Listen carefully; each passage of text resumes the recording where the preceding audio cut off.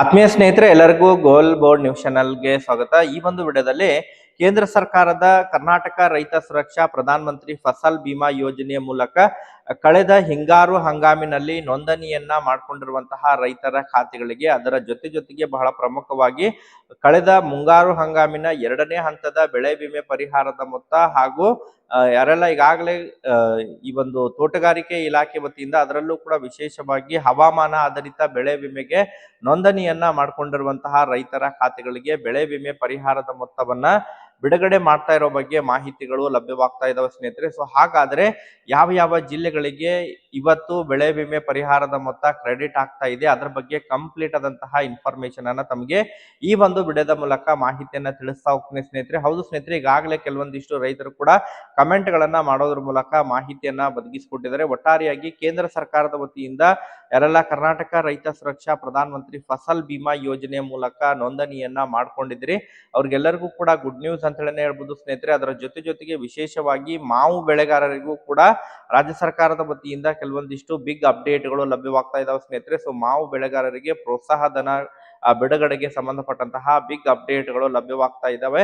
So ಅದ್ರ ಬಗ್ಗೆನೂ ಕೂಡ ತಮಗೆ ಇನ್ಫಾರ್ಮೇಶನ್ ಅನ್ನ ತಿಳಿಸ್ತಾ ಹೋಗ್ತೀನಿ ಸ್ನೇಹಿತರೆ. ವಿಡಿಯೋ ಕೂಡ ತಮಗೆ ಸಹಾಯ ಆಗಲಿದೆ.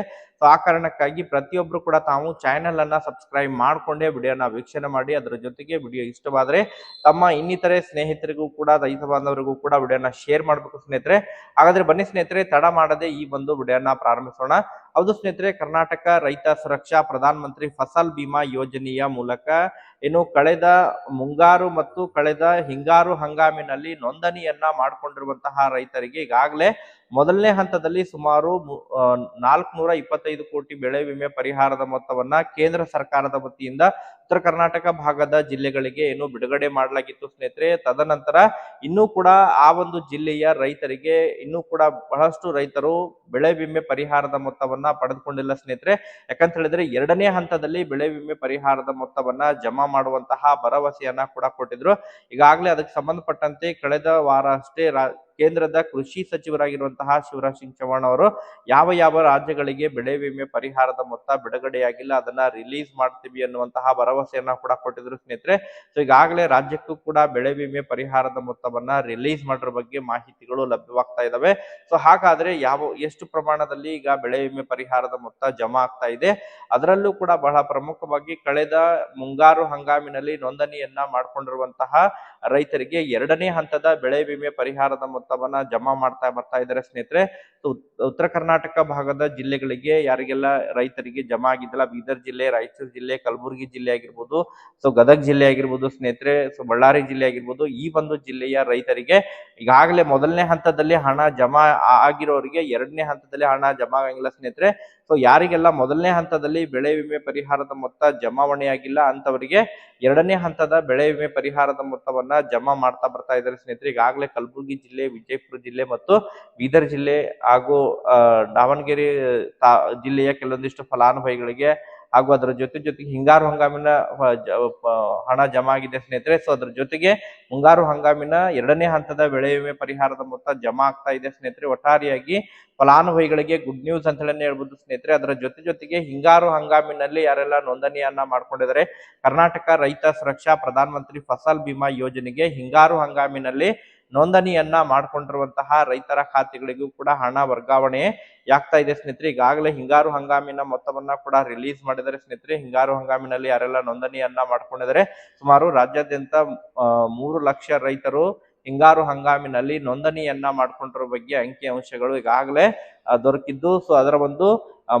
ಸಮೀಕ್ಷೆಯ ಆಧಾರದ ಮೇಲೆ, ಹಿಂಗಾರು ಹಂಗಾಮಿನ ಸಮೀಕ್ಷೆಯ ಆಧಾರದ ಮೇಲೆ, ಅದರಲ್ಲೂ ಕೂಡ ಕಳೆದ ಏನು ಮಾರ್ಚ್ ಮತ್ತು ಏಪ್ರಿಲ್ ತಿಂಗಳಿನಲ್ಲಿ ಆಗಿರುವಂತಹ ಅಕಾಲಿಕ ಮಳೆಯಿಂದಾಗಿ ರೈತರು ಬೆಳೆದಿರುವಂತಹ ಬೆಳೆಗಳು ಏನು ಹಾನಿಗೆ ಒಳಗಾಗಿದ್ದಾವೆ, ಅದರ ಒಂದು ಆಧಾರದ ಮೇಲೆ, ಬೆಳೆ ಸಮೀಕ್ಷೆಯ ಆಧಾರದ ಮೇಲೆ ಹಿಂಗಾರು ಹಂಗಾಮಿನ ಬೆಳೆ ವಿಮೆ ಪರಿಹಾರದ ಮೊತ್ತವನ್ನ ರಿಲೀಸ್ ಮಾಡ್ತಾ ಇದ್ದಾರೆ ಸ್ನೇಹಿತರೆ. ಪ್ರತಿಯೊಂದು ಜಿಲ್ಲೆಯ ರೈತರಿಗೂ ಕೂಡ ಹಣ ಜಮಾವಣೆ ಆಗಲಿದೆ. ಬಟ್ ಸಮೀಕ್ಷೆಯನ್ನ ಪೂರ್ಣಗೊಳಿಸಿರ್ಬೇಕು ಮತ್ತು ಸುಮಾರು 15% 20% ಇನ್ನು ಬೆಳೆ ಹಾನಿಗೆ ಒಳಗಾಗಿದ್ರೆ ಅಂತಹ ಒಂದು ರೈತರಿಗೆ ಮಾತ್ರ ಪ್ರತಿ ಎಕರೆಗೆ ಈ ಒಂದು ಕುಷ್ಕಿ ಬೆಳೆ ಆಗಿರ್ಬೋದು, ಅದ್ರ ಜೊತೆಗೆ ನೀರಾವರಿ ಬೆಳೆಗಳಿಗೆ ಸಂಬಂಧಪಟ್ಟಂತೆ ಯಾರೆಲ್ಲ ಈಗಾಗಲೇ ನೋಂದಣಿಯನ್ನ ಮಾಡ್ಕೊಂಡಿದ್ರಿ ಅಂತವರಿಗೆ ಸುಮಾರು 12,000 ಹಿಡ್ಕೊಂಡು 14,000ವರೆಗೆ ಪ್ರತಿ ಹೆಕ್ಟೇರ್ಗೆ ಬೆಳೆ ವಿಮೆ ಪರಿಹಾರದ ಮೊತ್ತವನ್ನ ಜಮಾ ಮಾಡ್ತಾ ಬರ್ತಾ ಇದ್ದಾರೆ ಸ್ನೇಹಿತರೆ. ಈಗಾಗಲೇ ರೈತರ ಖಾತೆಗಳಿಗೆ ಹಣ ವರ್ಗಾವಣೆಯಾಗಿದ್ದು ಇವತ್ತು ಸಾಯಂಕಾಲದವರೆಗೂ ಕೂಡ ರೈತರ ಖಾತೆಗಳಿಗೆ ಹಣ ವರ್ಗಾವಣೆಯಾಗುವಂತಹ ನಿರೀಕ್ಷೆ ಕೂಡ ಇದೆ ಸ್ನೇಹಿತರೆ. ಅದರ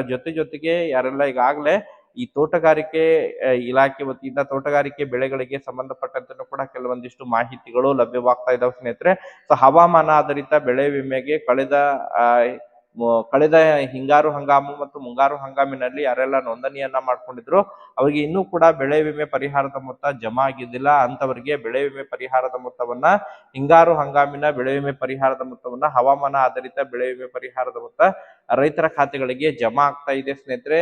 ಸೊ ಇದು ತೋಟಗಾರಿಕೆ ಬೆಳೆಗಳಾಗಿರುವಂತಹ ಅಡಿಕೆ ಆಗಿರ್ಬೋದು, ಮಾವು ಬೆಳೆಗಾರರಾಗಿರ್ಬೋದು, ಅದರ ಜೊತೆಗೆ ಕಾಳುಮೆಣಸು ಆಗಿರ್ಬೋದು. ಸೊ ಈ ಒಂದು ರೈತರಿಗೆ ಹಣ ಜಮಾ ಆಗ್ತಾ ಇದೆ ಸ್ನೇಹಿತರೆ. ತೋಟಗಾರಿಕೆ ಬೆಳೆಗಳಿಗೆ ಸಂಬಂಧಪಟ್ಟಂತೆ ಹಣ ಜಮಾ ಆಗ್ತಾ ಇದೆ. ಯಾರಿಗೆಲ್ಲ ಈಗಾಗಲೇ ಹಣ ಜಮಾ ಆಗಿದೆ ಪ್ರತಿಯೊಬ್ರು ಕೂಡ ತಾವು ಕಮೆಂಟ್ ಅನ್ನ ಮಾಡಿ ಮಾಹಿತಿನ ತಿಳಿಸ್ಕೊಡಿ. ಶಿರ್ಸಿ ಆಗಿರ್ಬೋದು, ಉತ್ತರ ಕನ್ನಡ ಮತ್ತು ದಕ್ಷಿಣ ಕನ್ನಡ, ಶಿವಮೊಗ್ಗ ಜಿಲ್ಲೆ ಆಗಿರ್ಬೋದು. ಸೊ ಈ ಒಂದು ಜಿಲ್ಲೆಯ ರೈತರಿಗೆ ಬೆಳೆ ವಿಮೆ ಪರಿಹಾರದ ಮೊತ್ತವನ್ನ ಆಯಾ ಒಂದು ವಿಮಾ ಕಂಪನಿಗಳ ಮೂಲಕ ಹಣವನ್ನ ವರ್ಗಾವಣೆಯನ್ನ ಮಾಡ್ತಾ ಇದ್ದಾರೆ ಸ್ನೇಹಿತರೆ. ಆದಷ್ಟು ಶೀಘ್ರದಲ್ಲೇ ರೈತರ ಖಾತೆಗಳಿಗೆ ಕ್ರೆಡಿಟ್ ಆಗಲಿದೆ.